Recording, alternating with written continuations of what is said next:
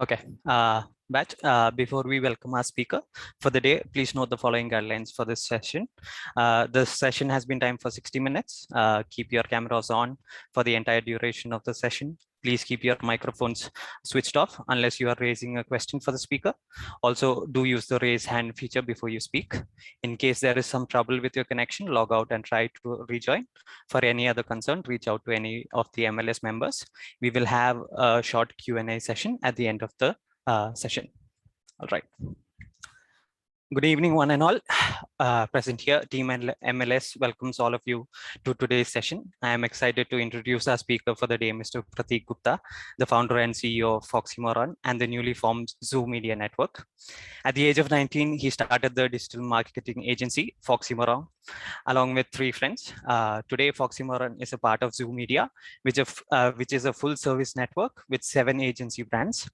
Apart from the digital agency FoxyMoron, the network comprises of the creative technology agency, Phosphine, video solutions agency, The Rabbit Hole, the influencer, creators, and talent management vertical Pollen, New Age digital media publication agency, Mammoth Media, technology services and products agencies, Noesis.tech, and the New Age transformational business consulting arm, Doyen Oink Consulting. He's worked with brands such as Netflix, Amazon, Cred, Burger King, Kellogg's, L'Oreal, Dyson, Bumble, Unilever, P&G, just to name a few. Mr. Pratik's contribution to advertising has gained him recognition in the industry on various forums like Impact's Digital Power 100 list in 2020, Ad Gully list of powerful influencers 2019. In this session, he will be addressing us on agency specializations for the future. Ideally, we would have loved to have had this session in person in the Money IR auditorium. Nonetheless, we are excited to have you here, Pratik. Over to you. Thank you so much. Really appreciate all of you being here. I'm going to take a little bit of time today to basically explain, like we said, agency specializations of the future. And the context before I get into the content is very, very important. So the reason that this topic is so close to me and so close to what we built here at Zoo Media is primarily because, like he said, right, we started an advertising agency when we were 19 years of age. And when we did that, none of us had advertising backgrounds, right? So we walked into trying to do a lot of digital advertising and a lot of digital work. We set a lot of rules for the digital ecosystem that today the entire ecosystem actually follows. But over a period of time, when we were trying to actually define what the digital world needs to be, we realized that even though digital and digitization is primarily becoming the buzzword or is becoming the center of everybody's conversation, the methods or the structures of the networks that run advertising, and like most other businesses, there are 4 companies that primarily control 60% of all advertising in the world. These are the network agencies themselves, right? So the WPP, the Omnicoms of the world. These are the networks that have been built on 2 pillars, right? In the middle of 1980, the content became separate and specialized agencies, and media became separate and specialized agencies. And all of the advertising world got divided into 2 parts, right? It's either content or it's either media. And as we were getting into this entire business, we were like, it's either Excel sheets or it's PowerPoint presentations, right? And where can we actually sit here and make the biggest amount of dent? It made sense in the middle of 80s to actually have this divide. But over a period of time with digital coming into the ecosystem, a lot of the media content functions had to start to work together. It was not that I make an ad film and I give the ad film to the media agency takes it and it places it pretty much everywhere. But again, the structures of traditional advertising was what digital was borrowing from. And it came down to a point where we started to see that a lot of the agencies in the digital ecosystem had started to add layers of services to them. In the middle of 2015, the middle of 2016, every agency wanted to be what they called a 360-degree digital agency. We were a part of that whole marketing gimmick, trap, whatever you were to call it, right? What we would do is that the business of advertising is a cash flow business. It's not a business that requires crazy amounts of investment if run well. And therefore, whenever a client is giving you work, you develop services around the client. So we put in SEO as a service inside of FoxyMoron because we had 5 clients who wanted SEO. So I hired 3 people who were able to deliver SEO as a service. We realized video became important, so we hired a video team. We realized that influencers became important, so we hired an influencer team. But what we didn't realize is that we were layering services, but we were not really the best in class in a lot of these services. Right? So FoxyMoron had the reputation of being one of the most creative agencies, had the ability to integrate media and content. And when we were on the verge of being acquired about 5 or 6 years ago, we actually went ahead to try an acquisition with a media agency. The reason we tried an acquisition with a media agency is because we believed in creative and media coming together in the digital ecosystem. But when we were going to get acquired and the acquisition did not happen eventually, we were all but 25 years of age. So really the people who were acquiring us were about 40 and 42 and 43.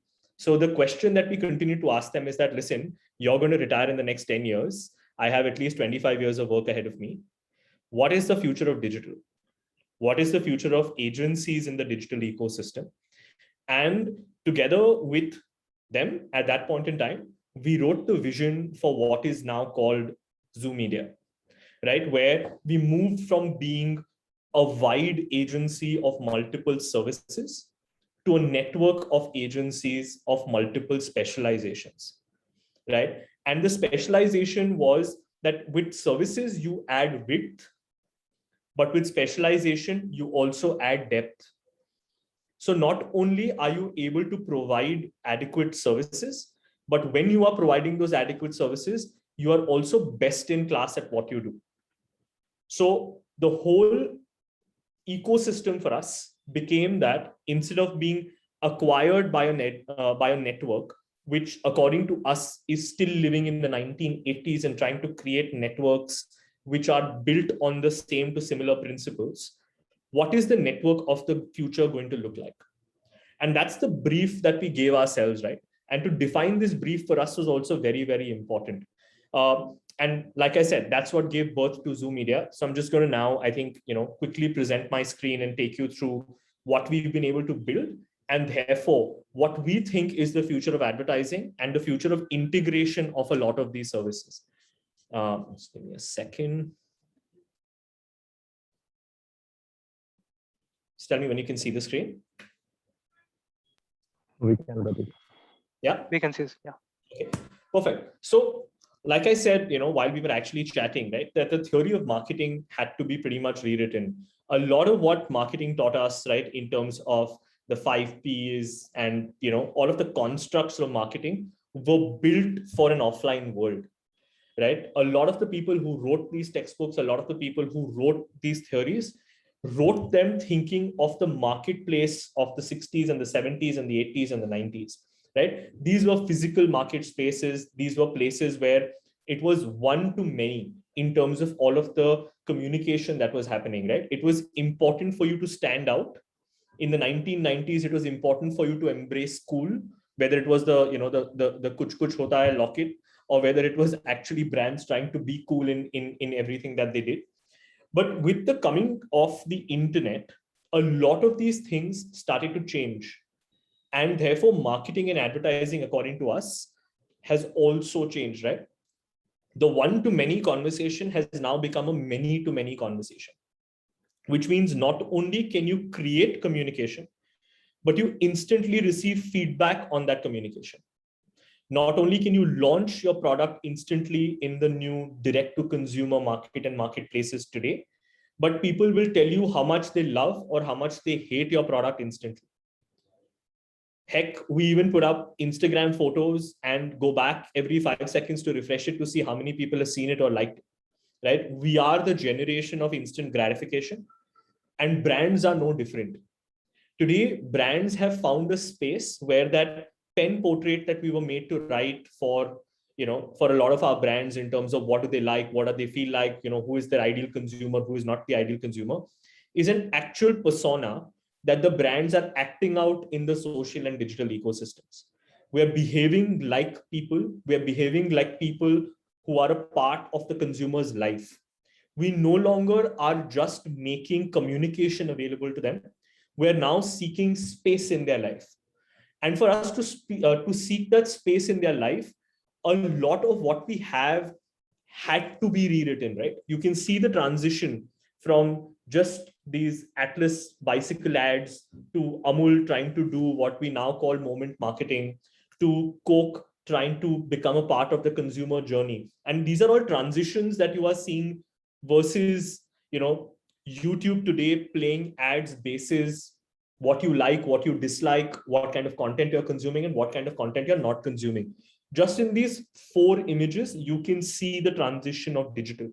And because you can see the transition of digital, today, social commentary is not resting with only people who are doing protests. Social commentary is not resting with only politicians. Social commentary is not resting with only people, who want to make noise about these topics.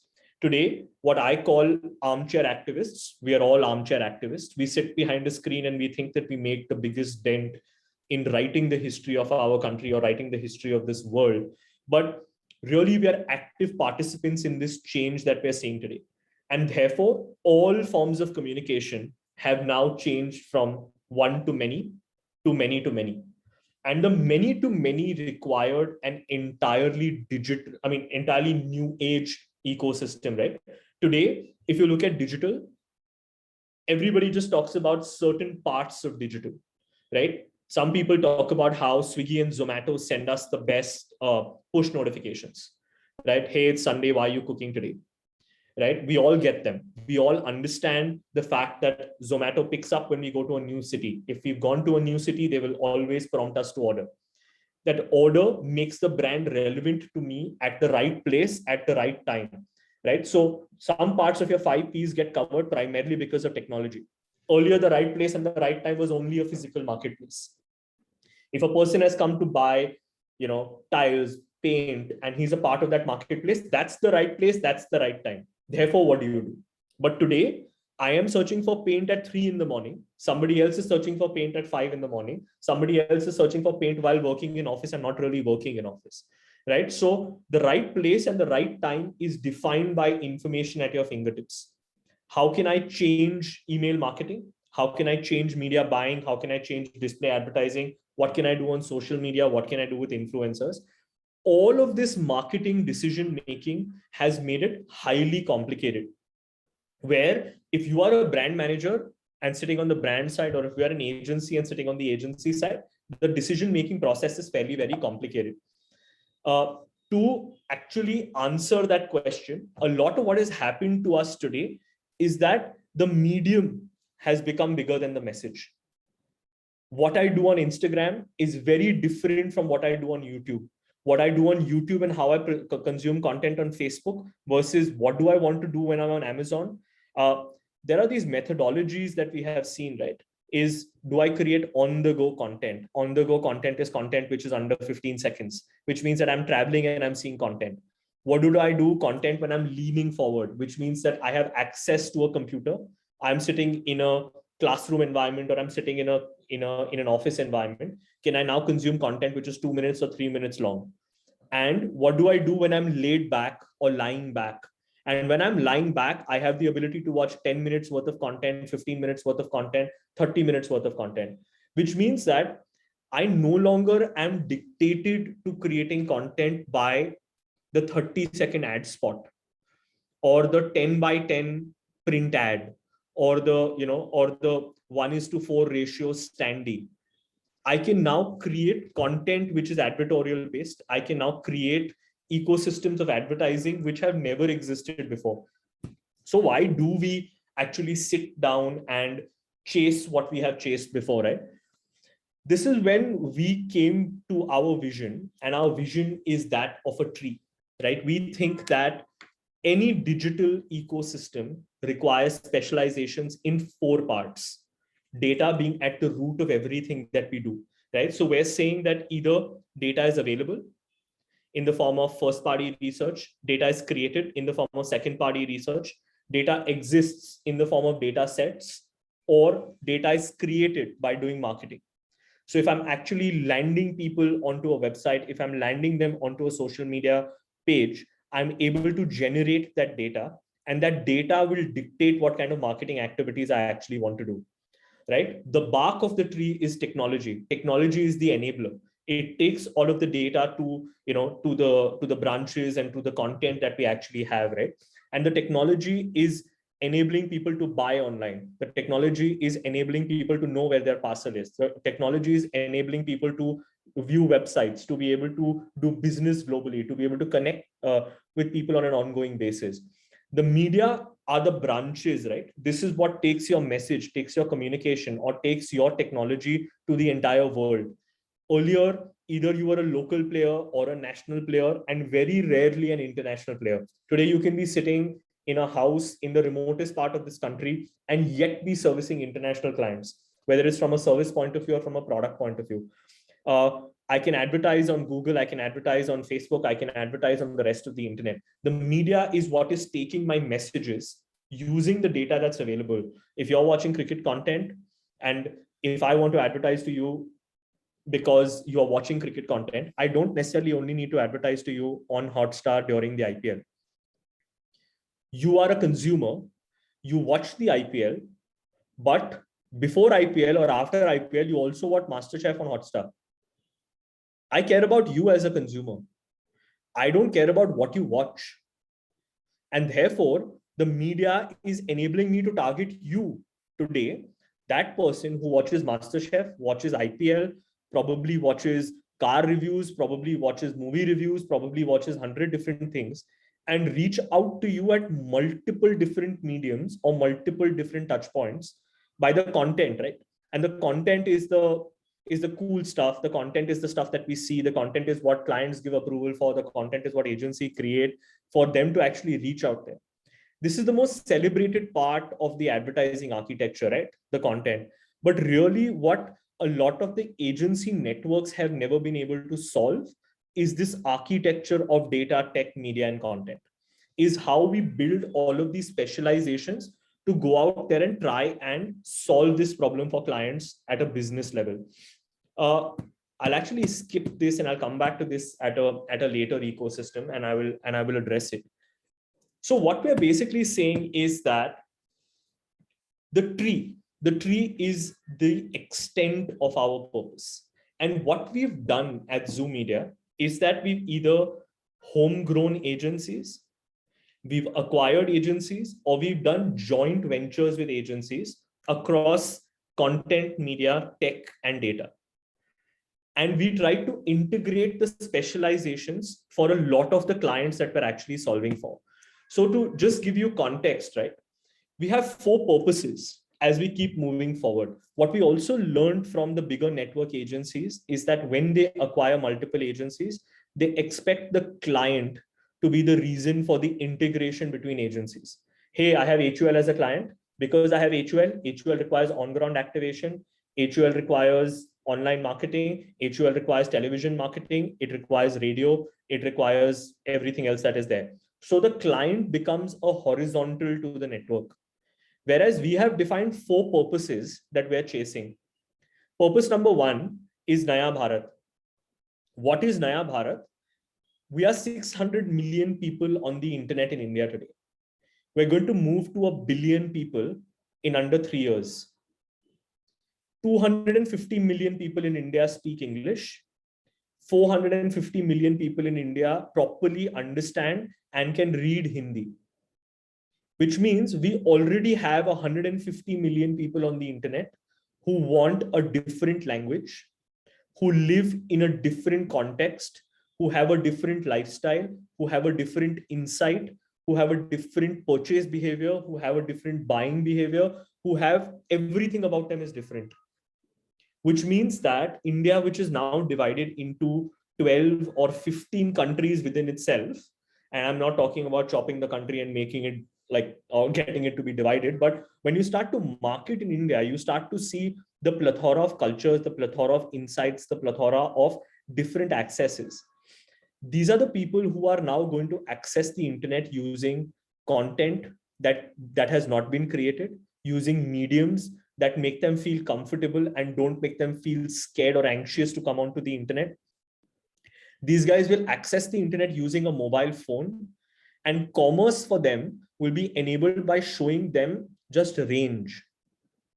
A large part of 1 lakh people towns in India has a single road as a marketplace, which means that the amount of variety that they have in terms of product is equivalent to that single road that exists in their town. But today, with e-commerce, that variety becomes a lot bigger. So we want to create content, we want to create mediums, we want to create technology, and we want to generate data for this Naya Bharat and for brands to become a part of this Naya Bharat. That's the single purpose with which we are going across the network. The second one is that every piece of content on the internet for me is now going to be shoppable. What is the reason for people to create this content if they are not able to generate commerce? There's a 3C model, which is called content, community, and commerce. A lot of people are today only selling content, right? So they're saying, oh, buy an ad on CPM. I'm going to give you reach. I'm going to give you awareness. But really, the next time you see a Bollywood celebrity of your choice or a cricketer of your choice wearing a certain shoe, you can click on that shoe, which will take you to an e-commerce place and you can shop it. You may not buy the shoe of the same brand, but the algorithm will show you similar looking shoes with different brands at different price points. So every piece of commerce is now going to be generated using social content, which we see a plethora of. That's the second purpose that we're actually chasing. The third purpose that we're actually chasing is a purpose called online to online, right? I am one consumer.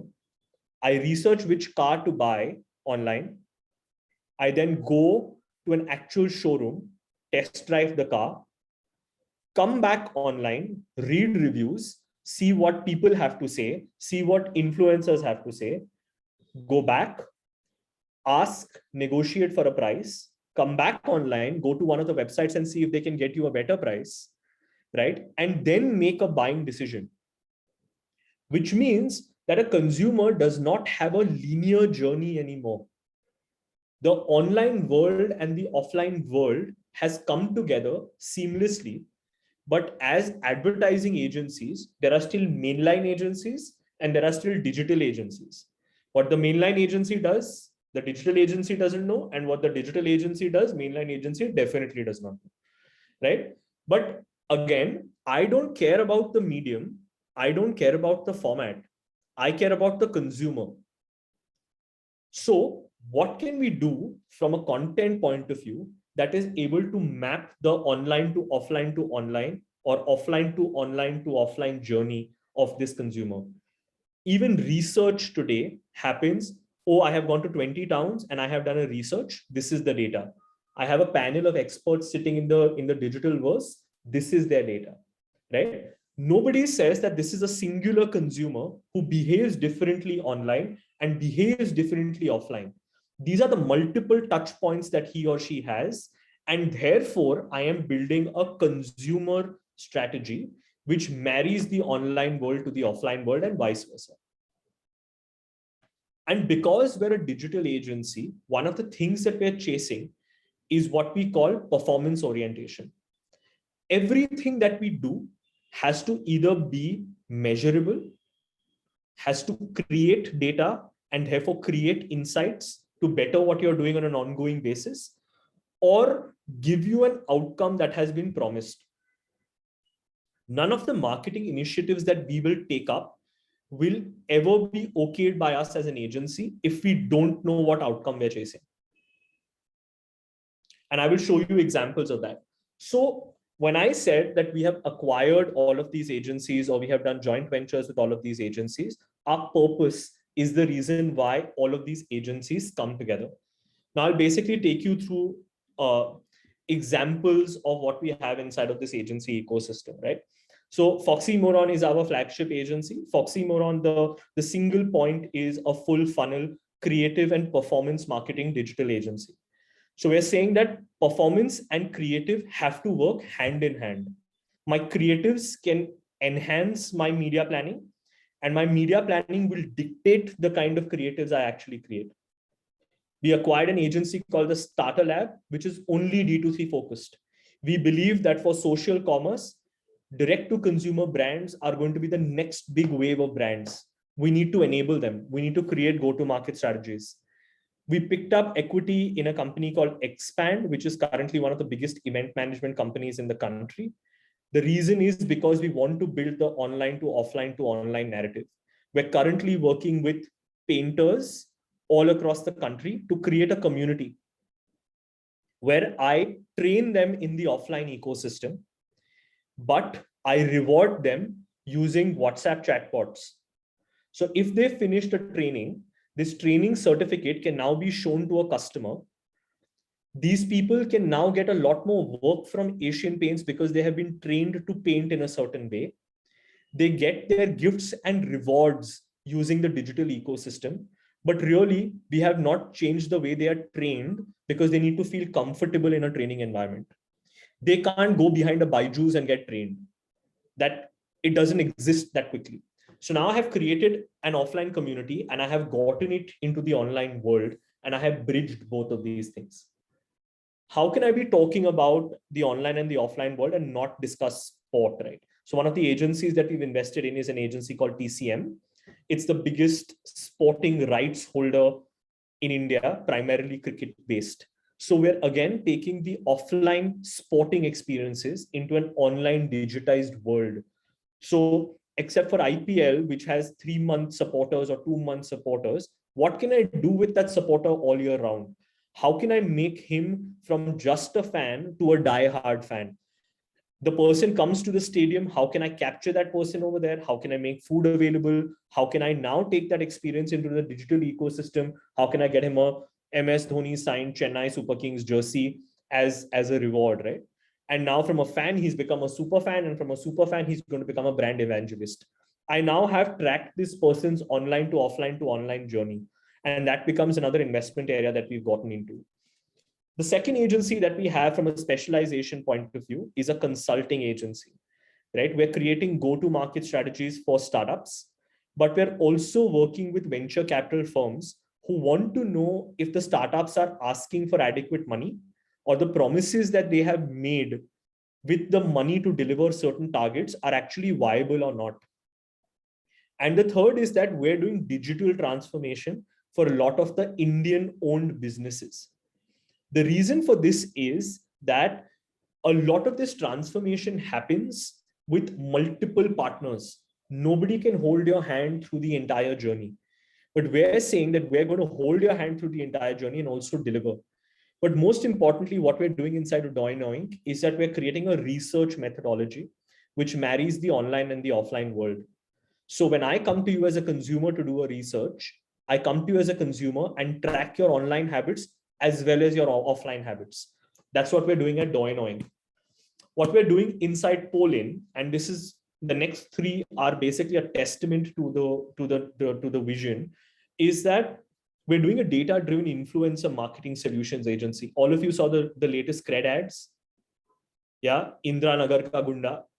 How do you think that was launched? Right? A large part of the creative, a large part of the influencer, Virat Kohli dropping the ad and talking about how he has seen Rahul Bhai, or the latest Neeraj Chopra ad that you're seeing with Cred, right? The difference between the creative being good and the creative being seen by the entire world is what we're doing with a data-backed solution. In 3 weeks, you will see one of the greatest campaigns that is going to come in with Cred alone. Actually, in 1 week for the World Cup, you will actually now see it. And Polin has now become the agency on record for all of the content that you see on Netflix, right? All of you must be following Netflix on some social media platform. The talent recommendation, the IP recommendation, all happens through Polin. What we also realized from the influencer point of view is that a lot of the influencers have a career like that of a sports person.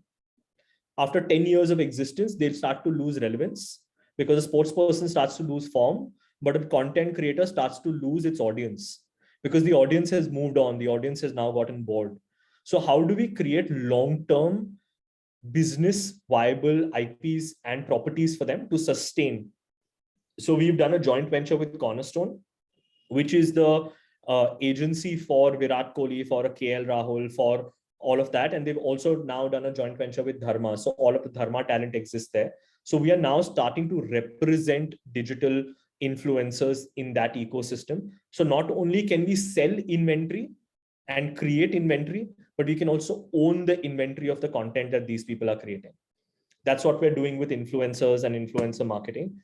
The other agency that we have is an agency called the Rabbit Hole.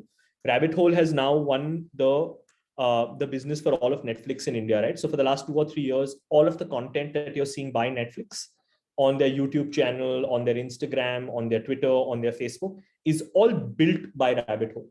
Now, Rabbit Hole does 3 different things, right? It does television commercials, it does digital video commercials, sure. But it has an approach called the editorial approach, where we are hacking popular culture, working with content creators, and creating content that is contextual to the youth. And I will show you a couple of examples of this as we keep going along, right? So Netflix on YouTube, for example, has Behinsplaining, which is an IP, right? Where women review movies that they have seen in the past, right? We have title marketing that we do for something like an AK versus an AK or a Jagame, and recently for something like Money Heist, right? How do we create these content pieces that generates brand love? Everybody might hate some of the titles that Netflix is creating, and that's all right. But everybody loves Netflix as a brand. So our editorial strategy is to work with content creators and generate brand love for brand Netflix. That's what we're actually doing, and that's what we're actually chasing. And the same approach today, is something that we're using for even a Bumble or a Tinder, brands that have a singular purpose and need to be a part of the conversation with the youth, right? And the conversation with the youth is not about an ad spot anymore. It's about how can I hack into the memes that the youth is consuming? How can I create relevance for a character, right? Like right now, there's this new Korean show called the Squid Game that's come through. A lot of people did not discover Squid Game because they saw it on the Netflix app. A lot of people discovered Squid Game because they saw memes of that doll who's just going to change and look at you. And you're wondering, saying, shit, who is this character? I want to know more. And I now have your content creators on YouTube who are talking about this, creating that relevance, creating that FOMO for everybody, which means I am not really advertising. I am creating a reason for you to be excited about my product, excited about my film, excited about the content I'm actually creating, right? So again, the 5 P's of marketing go down the drain because what I'm really doing is that I am creating relevance and I'm creating a place in your life, right? So the objective of the brand is not for you to see more shows. The objective of the brand is that you fall in love with the brand. If you fall in love with the brand, when you now switch on your laptop or when you now switch on your television at home and you are on your Fire Stick, the first OTT channel that you will go to or the first OTT player that you will go to is Netflix. Even though you'll eventually land up watching a football match or the IPL on Hotstar, but the first thing that you will do is go to Netflix because Netflix is talking to you in a language that you actually understand. So the editorial approach is what we're doing, in this sort of a case. The second agency that we have, which does content creation for us, is Moving Pixels. It's a political marketing agency. The reason that we picked it up is because these people basically have run political campaigns in 23 states. And if we want to do regional content, right, then these are the people who know the local artists, who know the local art forms, who know the local insights. Why does a coconut tail oil by Dabur not work in the South market versus why does it work in the North, right? Now, I am sitting in Bombay or I'm sitting in Bangalore or I'm sitting in Delhi. I don't know the real insight on the ground. These people have done the campaigns for political parties on ground. where they have won these campaigns and elections for them. They have this network of people that is enabling the regional content. And it comes down to Naya Bharat and taking these brands to that Naya Bharat. We've understood that as agency people sitting in the bigger towns, we will never be able to know what's happening over there. So we need to move away from translation-based campaigns to regional campaigns.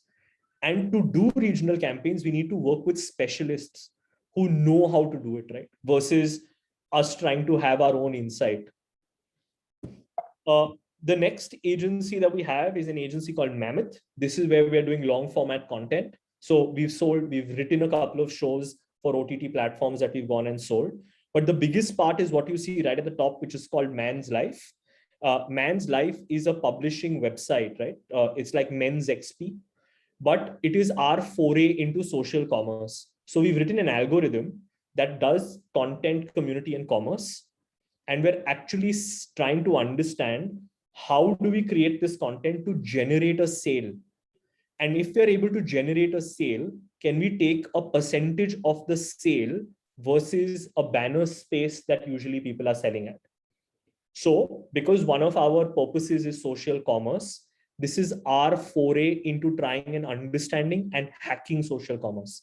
And if this algorithm works for us, then we will acquire other publishing houses and then enable commerce for people who are consuming this content. So not only do you see the best team that you can make for Dream 11 from a cricketing point of view, but you can also buy the bat, buy the jersey, buy the ball, buy everything that comes from there. And that's what we're enabling through Mammoth.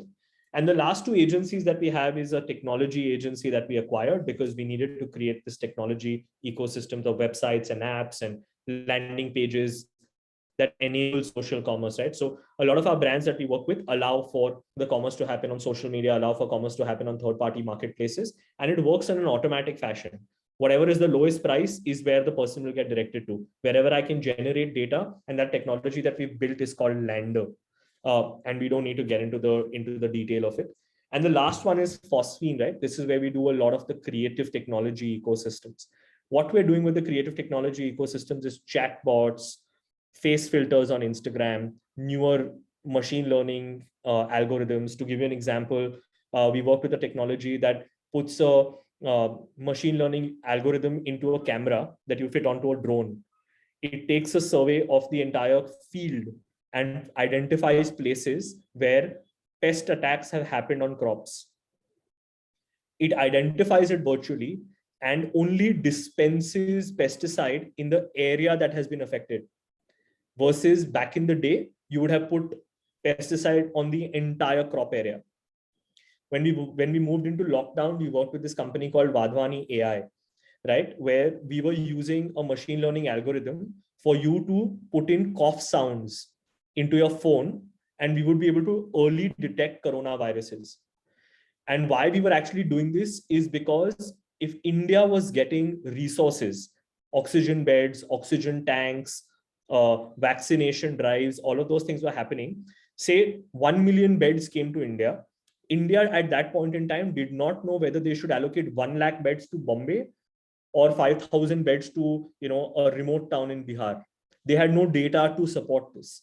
So by doing early detection of coronavirus, we were able to create statistic maps in terms of what they can actually do. So this is where we're using creative technology to benefit a lot of people. We're actually even doing interactive video technologies and enabling shopping from video. That's all happening over here.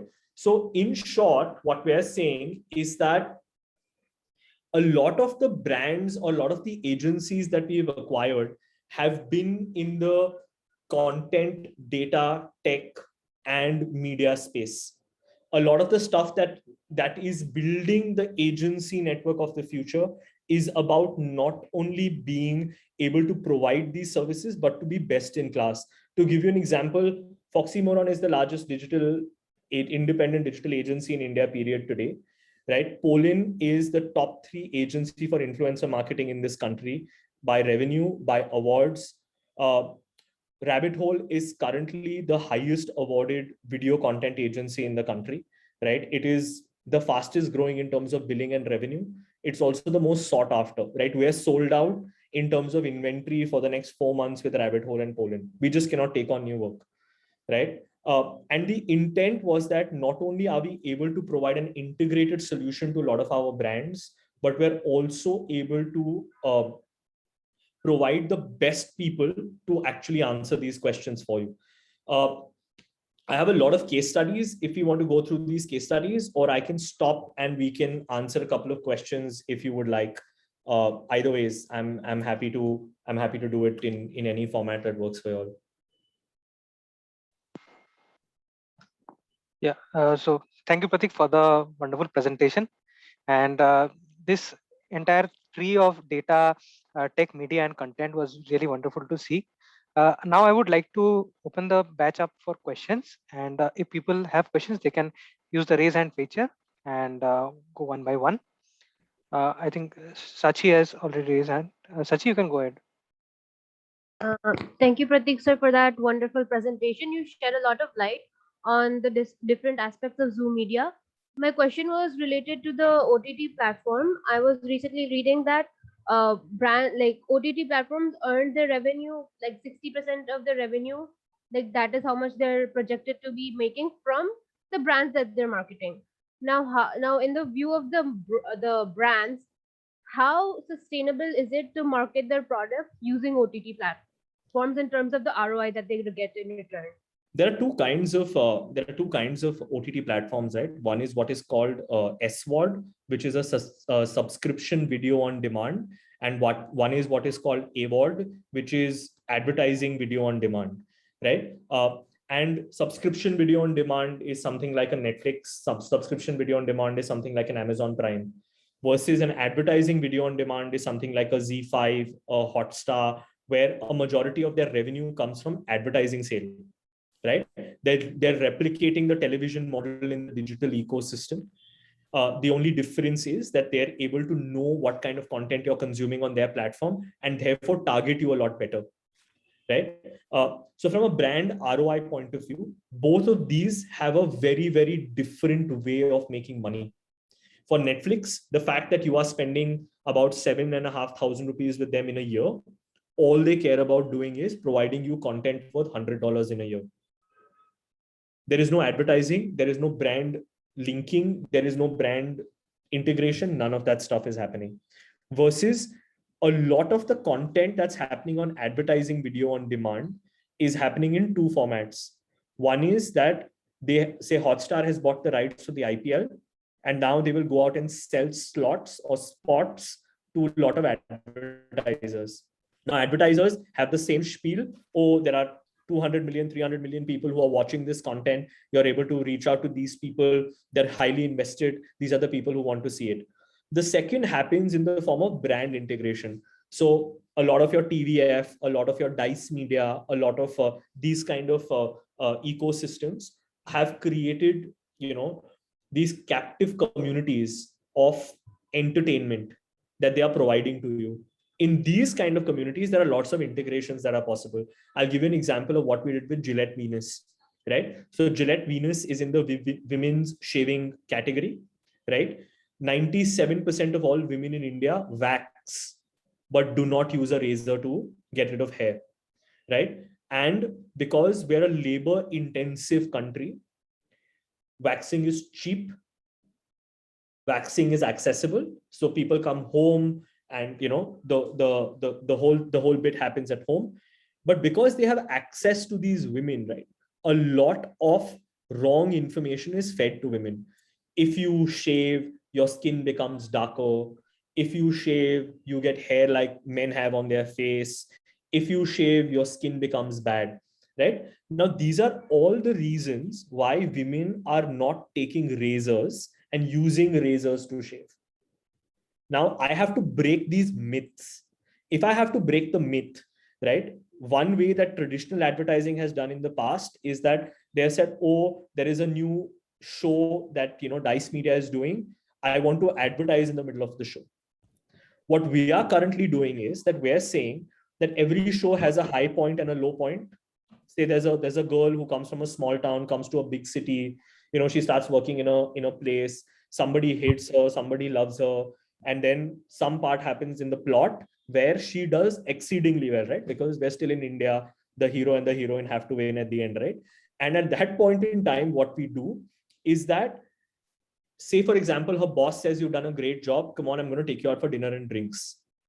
She runs to the bathroom. She's like, shit, this has happened. And obviously, he's also her love interest because, again, we're making content for India. She calls up her roommate, who's a modern girl from a town, and says, dude, I have been working so hard, but I have not had the time to shave or to get rid of my hair. And the girl turns around and says, shave. And she says, but I have heard that if I shave, my skin will become bad, my hair will grow like this. And she's just like, what shit are you talking? And she tells her the 3 reasons why that does not happen. We show the product integration, and suddenly the women who are consuming this content are now thinking that shit, is shaving not that bad after all? I have now used content marketing to potentially change perception for a brand. So there are different ROIs that brands are chasing, right? So for an advertising-led brand like Cred, they are just chasing that everybody needs to know what Cred is doing, right? Over a period of time, you will start to see Cred do a lot of content marketing where a person is using Cred points in all of these shows and actually claiming something, because everybody knows Cred exists, but not many people know what Cred does, right? So the first objective is awareness. The second objective is consideration. And only if I have awareness and consideration will I actually go to Cred and see whether I can become a part of the Cred club or not. So different ROIs can be chased by different advertisers using either S-word or A-word mediums. Sorry, I can't get your name, but does that answer your question? Yes, sir. Thank you. Vedang, you can go ahead. Good evening, sir. Thank you for the presentation. I would just like to ask that what's one of your favorite works that you have done? And I'm seeing some of the slides like Humans of Bombay, Maybelline, and the Heinz ketchup. So could you share one of those if you wish? One of the favorite pieces personally for me, and I'll probably share it with you, is something that we recently did actually. It's a personal favorite. We ran. So Netflix actually had a problem, right? They said that a lot of women don't consume or are not interacting with Netflix at all, and we have to increase the percentage of women who are interacting with us. So we created an IP for them called Behansplaining, right? Behansplaining was a take on mansplaining, and we actually looked at all of the content that was available on Netflix from a woman's point of view. So imagine your Kusha Kapila and your Shrishti Dikshit going back into titles that are from the 70s and 80s, breaking patriarchy, breaking gender stereotypes, having this conversation in a free-flowing manner, right? And this has become a 9-season activity, right? It's not about the one ad that we have created, but we have now created something that is sustaining for so long. Eventually, what started to happen is that the Behansplaining piece of work moved into what we call the Behaniverse, which is an internal name. It's not an external name, right? Where we are saying that now, how can we use this women's cohort for content discovery? So we created something called Behansplaining Bhavishyavani, where basis your sun signs, we will recommend content to you. What is it doing? It is basically telling you, listen, you are confused as hell. Sorry, you're confused. You're very, very confused in terms of what kind of content you want to consume. But I am giving you the quickest fix of how it needs to happen, right? So for me, it's a content creation ecosystem. It's editorial in nature. People love the content that we're creating, and it's actually creating impact for the brand. And what we did with this whole Behansplaining thing is that there was a title that Netflix launched called AK versus AK. And the whole narrative was about Anurag Kashyap and Anil Kapoor in their online avatars fighting with each other. So we took the fight onto digital, right? Like they started saying things to each other on Twitter, and I'll actually show you the case study, and then I'll show you this piece of work that we did with Jackie Shroff. So you've all obviously seen Jackie Shroff's infamous video on YouTube, which has got the word Moshi in it. I'm sure there are teachers, so I'm not allowed to tell you what it is. But We took the whole Behensplaining and we changed it to Moshi's-plaining, because why not? And it was, I think, one of the best pieces of content that we've created fairly recently. And the other one is what we did with Cred. So a large part of this whole Indra Nagar Ka Gunda and, you know, all of that stuff that we have built with them and how we've actually marketed them. I mean, it's out there. I think everybody knows what we've been able to do with them. So what I'll do is I'll quickly play the AK versus AK case study. And also one of the other bits that we've done is on Valentine's Day for Burger King, we shot with a lookalike of Ronald McDonald. And we basically said that for the last 40 years, we've seen this one person standing outside a particular store alone. And nobody should be alone on Valentine's Day. So if you go to a McDonald's store and click a photo or shoot a video with Ronald McDonald and share it with us, we will give you burgers from Burger King, because no one deserves to be alone on Valentine's Day. So that's another piece that that I can probably share with you guys. I'll just play this. Everyone likes a good fight, but they love a dirty one. AK versus AK. This revenge thriller where the lead actors played themselves, bent genres, broke molds, and destroyed the lines between real and real. So what did we do to create a marketing strategy that would be equally edgy, twisted, and as wacky as the film was? We turned their on-screen rivalry into a real-world war. Drawing from real-life personalities of Anurag Kashyap and Anil Kapoor, we built a feud within the campaign, sparking it with a harmless tweet, igniting a flame with the first punch, the second hook, until we eventually showered the internet with the fire of the feud. We pushed the Twitterati and celebrity camps to take sides or just get out their popcorn and add to the chaos. Then we released not one, but 3 trailers, the 2 additional from each AK's biased point of view, tripling the effect of the feud until things started to go from real to really personal.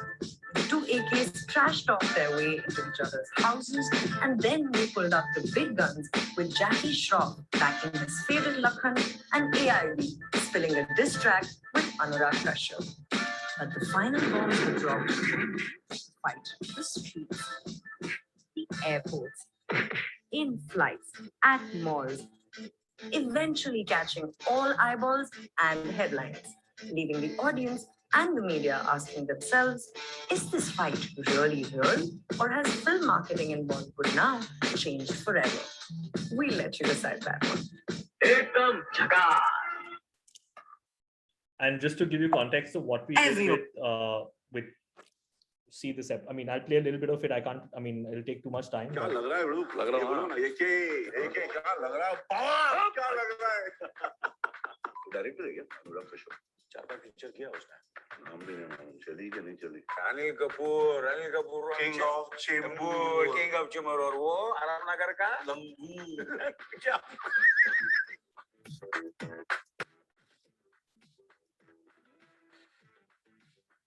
देखिए बिल्कुल लग रहा है बाबा जगो बाकी खत्म हो गया तेरे को मस्का मार के क्या करूंगा थैंक्स फॉर कमिंग बहुत सही लग रहा है क्या है तू टेंशन में क्यों अरे कुछ नहीं यार वो क्या नाम है उसका यार उसकी फिल्म बताओ ना क्या है उसका नाम मालूम नहीं उसकी फिल्म क्या कर रहा है तू बासु एक्टर बन गया क्या अरे अनुराग कश्यप यार बासु नहीं कश्यप क्या कौन यहाँ का नहीं कर दिया लाया कौन उसको अरे कुछ नहीं यार उसकी थोड़ी बहुत उसकी और उसकी फिल्मों की क्या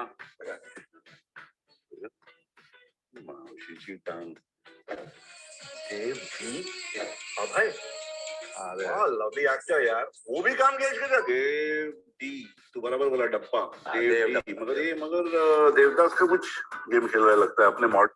Anyways, this can go on, but you see the content that is being generated to make the campaign come to life, right? It's not a 30-second ad slot, right? This is the kind of content that you and I will consume, right? And this is some of the stuff that we've been able to do. What I'll also do while I answer the next question is I'll show you the bit that we did with Burger King, and then we can probably go from there. I can take the next question for now. Yeah, Achit, go ahead. Thank you, Rohan. So we have 40-year-old females buying Royal Enfields and 60-year-old YouTubers buying premium MacBooks, which, as you know, are not typically the target of their respective brands. So how are companies leveraging digital to get to sort of make this work? Data, right? So I'll give you an example, right? So we launched Sher Khan, which is Sher Khan Expresso, which is Sher Khan's discount broking application. Right now, Google has a marketing cohort called active investors. Right, that cohort is of 185 million people. Now, a person like me who does not invest in stocks, if I go to Economic Times to read an article, I am classified as an active investor. So now, if I have to do a campaign which reaches out to 185 million people 3 times, I'm spending money for almost 550 million reach, right? And frequency in that sort of a sense. What we do is that we use a lot of data layering to move into personalization. What do I mean by that? What we did is that we put a layer of data which tells me who are the people who have other discount broking or stock related apps on their phone and open it 4 times in a month. Now that 185 million people number came down to 36 million people, which meant that I am now able to target a smaller group of people. Yes, 36 million in 1.3 billion people is a very small number. It's sometimes the size of continents for other people, but for us, it's a very small number. And the 36 million people can now be targeted at a higher frequency to get them to convert. So the data that is being generated in the digital ecosystem is telling me who these people are and what these people are searching for. Therefore, I can super target them with personalization. And that's why the traditional method of broad-based advertising is no longer relevant. I am now reaching out to this person who opens his app 4 times. What is the communication? Is the communication a TVC? It will never work because they already know what a discount broking platform is. Is it the fact that my platform is better? If yes, then better than which platform? Then I need to target the people who are using that platform. So then the communication, instead of being wide, starts to become very, very narrow. And then I am not concerned about a 40-year-old woman buying a Royal Enfield because I already know she's searching for it, versus a 60-year-old buying a MacBook Pro because it's already a part of their search history. Thank you.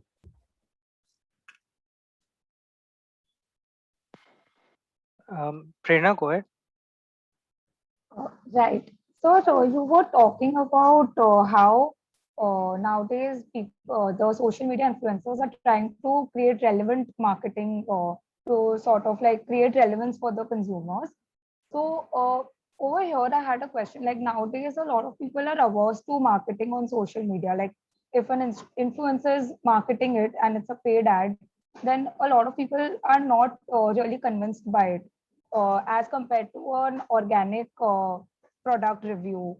So how can social media influencers create more relevance without making it look like a sponsored ad? As I said, right, one of the key things that we have to look at is context, right? But unfortunately, a lot of us only focus on content. The context of the conversation makes something so much more believable, right? It's like, I don't know, it's like Varun Dhawan advertising for Dixie Scott. You already know, seeing that ad, that this man is never wearing Dixie Scott. So therefore, the believability of that communication goes away. But today, the influencers have the ability to market to you in a format where you understand the benefit and you believe in their belief, which is why it's moved away from advertising to editorial-led marketing, right? So, for example, when I wanted to do a campaign for Burger King, right, Seema Taparia was the talk of the town, right? We got Seema Taparia as talent to tell you to break up with that small burger and basically invest in a bigger burger. I have used her context and I have used her face to create something that's so much more relevant to me, right? So it's not about, you're not using them as actors or actresses anymore. You want to see it as a part of their conversation. If a flying beast today tells you that he or she consumes this kind of protein, because you have seen 500 pieces of content come from him, you may buy it. But if a flying beast suddenly comes and tells you that I wear, eyeglasses from XYZ, you may not even believe it, or you may not even care. So how that content is integrated as a part of what they deliver on an ongoing basis is very important, right? And that's where we need to focus all of our energies on, versus trying to just focus our energies on stuff that we're doing. So I'll show you this bit, and then it will probably answer two questions together. Now that's the sound of solid wood. Solid. Hello friends, I'm Seema Taparia from Mumbai. I'm a matchmaker. This Valentine's Day, my sincere request to all of you is break up. How long will you be in this dry relationship? And how long will you compromise on size? No size, no swag, very simple. Ultimately, my efforts are meaningless if you keep settling for less. You must find someone who fits your criteria. Relationship में flame होनी चाहिए. It's very important. You want spice, taste, excitement, this, that, then why adjust? इसलिए ये Valentine's Day ये सूखे छोटे boring burger से breakup कर लो and date the bigger, juicier, crunchier flavored Whopper. Now your stars are run. Now, this is influencer marketing, right? But the context of this, I don't need to set with you. And I'll show you that the one that I was talking about previously.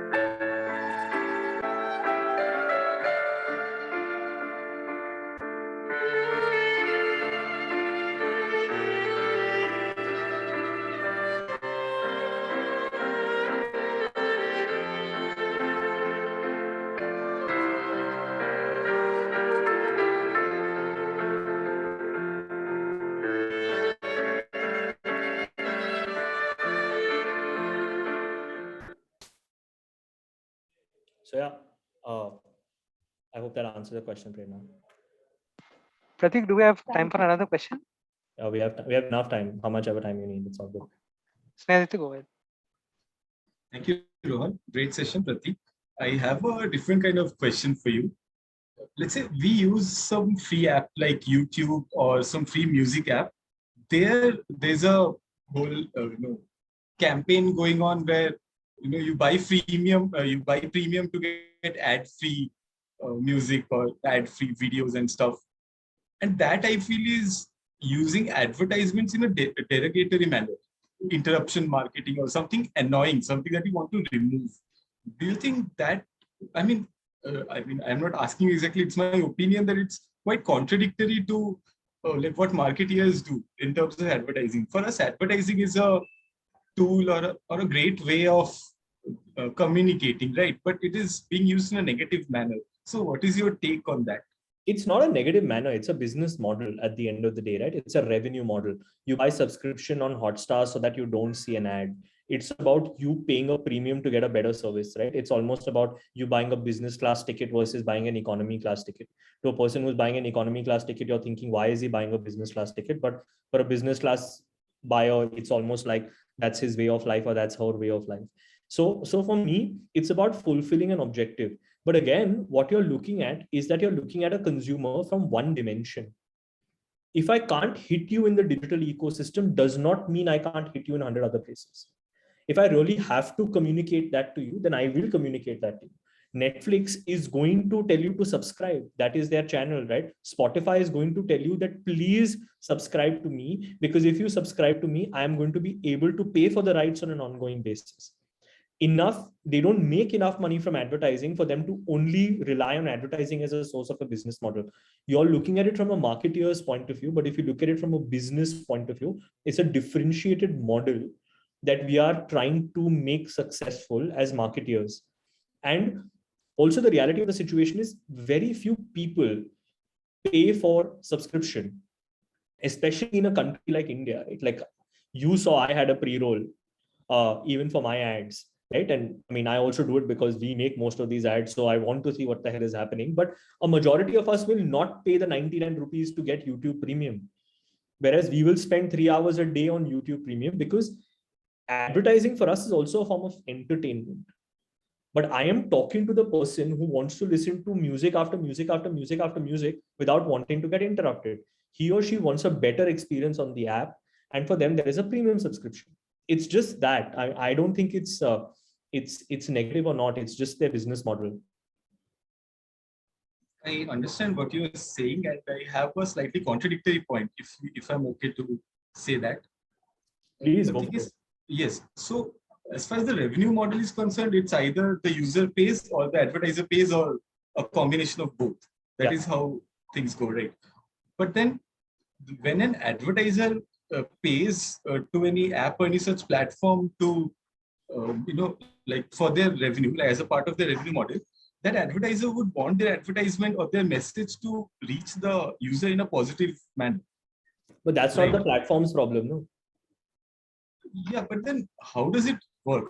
How does it work collectively? Like it's you're paying 100 rupees. You're paying 100 rupees a month to YouTube. If you're paying 100 rupees a month to YouTube, YouTube is not earning 100 rupees off you in a month, right? YouTube is probably earning 5 rupees, 7 rupees, 8 rupees off you in a month. So are you a more profitable reason for YouTube to get 99 rupees out of you or 8 rupees out of you? It's consumerism 101, right? YouTube wants to get 99 rupees out of you. And if they are to get 99 rupees out of you, they're very happy to let go of the people who are paying 8 rupees to come to you. Yeah, I get the commerce aspect of it, but my question is regarding the marketing or the communication aspect of it. It's like, with this advertisement, I'm creating an annoying mosquito whom I want to shoo away, so I'm paying to get the premium. That is not something marketers want to do, right? But Like, that's because marketers have to makers. create better content. No? Then they have to create better content that does not seem like a mosquito that bites. Yeah. But seems like a butterfly. Yeah, and there again, there again lies a challenge where we end up creating a very entertaining advertisement, but it speaks very less of the product. Like this, let's say, a certain cred ad 100%. or any other ad for that matter, it has very high entertainment value. But then where's the retention of the brand? The retention of the brand is high. The retention of what the brand does is not high. There's a difference. Correct. And they want to create retention for the brand. They don't currently care about whether you understand what cred does or not, because you will eventually understand what cred does. So, I mean, it is a thin line. Everybody is playing on that thin line, and I guess that's what we have to tread on. Okay, fine. So we have one last question from Atin. Sure. Thanks, Rohan, and lovely listening to you, Pratik. Just a quick follow-up I had. So you showed us a Burger King ad, right? And then you spoke about influencer marketing versus basic general advertisement. So, okay, now looking at just that ad, because I hadn't seen that before. However, I had seen Seema before in that show.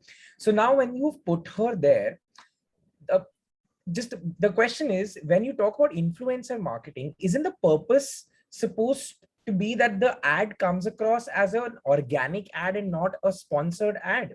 Because instead of taking, let's say, Seema, had we taken somebody like a Malika Dua, this would have come across as a very natural ad instead of Seema reading out a script, right? The expressions and everything that way. But the context would have never been the same, right? You would have seen Malika Dua do this 100 times and it has become flat, versus you've never seen Seema Taparia do something of this nature, right? So again, and I say this again, right? A lot of us focus on the content. Very few of us focus on the context, right? And influencer advertising in its traditional sense is brand endorsements. I mean, I would hope Ajay Devgan does not have Vimal Pasand or whatever that is, right? Like Zuba Kesari, whatever it is. It is the fact that they are using somebody's face in a certain way to gain awareness. In some cases, they use influencers to create consideration. And in some cases where the influencers have 1,000, 2,000, 5,000 followers, right, where a person does not think it's highly branded or sponsored, they're able to even influence a buying decision. Even the influencer marketing has a very different role to play in different parts of the funnel. We only think of influencer marketing from big influencers lens. We don't look at, there is a whole category of ads on YouTube called what to buy on Amazon under $5.99, what to buy on Amazon under 99. There are people who create this content for a living. They are influencing your decision making. In this case, you may turn around to buy shit you don't need because the price point is so low. They are working at the bottom of the funnel, right? Seema Taparia is not telling me to consider Burger King. Seema Taparia is just generating awareness for me. But like I said, if a flying beast is telling you that I am having this protein for the last 6 months, you consider buying that protein because you see him or her consume it. His job is to build consideration. Amitabh Bachchan will never build consideration for you. Everybody wants to see what Amitabh Bachchan is doing next. He's going to build awareness for you.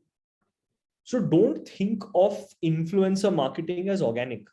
We think of influencer marketing as organic because we only go and chase the people who have 1 million, 2 million, 5 million followers.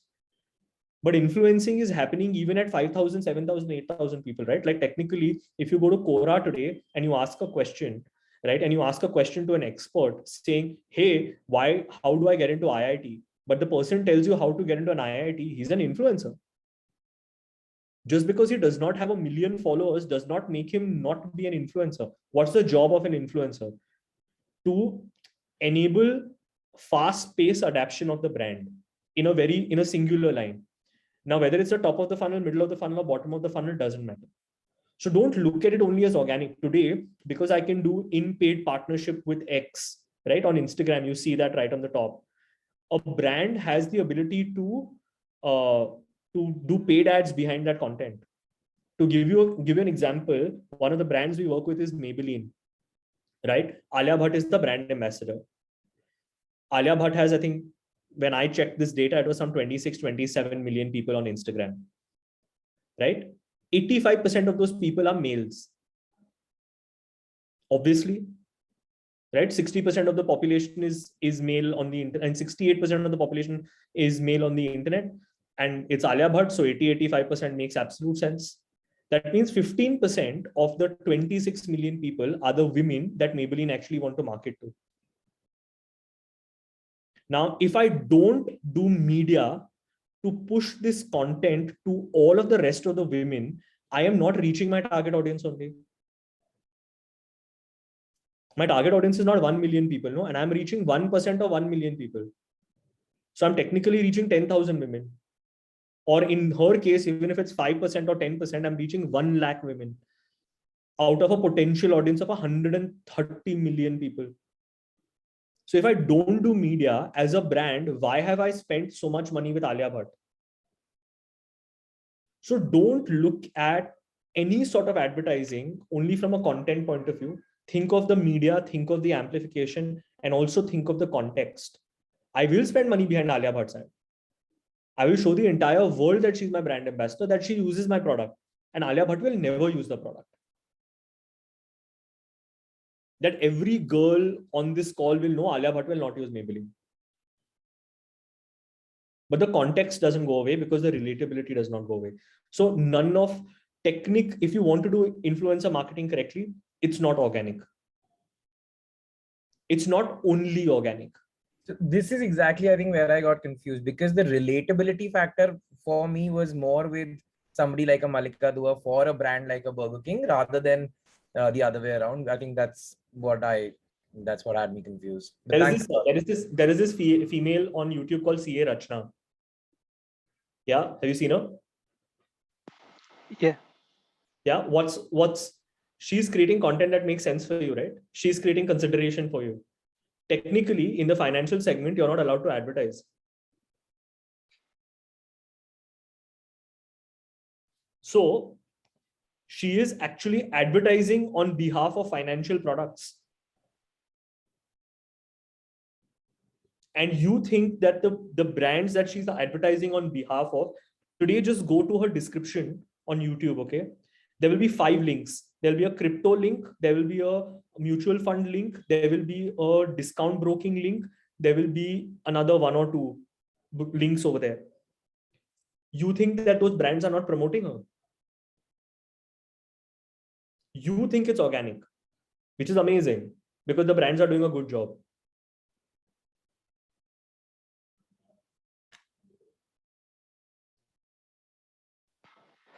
Thank you so much, Pratik, for wonderfully answering these questions. And I think all of us here at MICA can keep talking and listening about marketing all day long. But this brings us to the end of the session. Thank you for creating such an engaging presentation and patiently answering everyone's questions. I would also like to thank Janvi ma'am for wonderfully organizing the communication and helping us smoothly plan the event.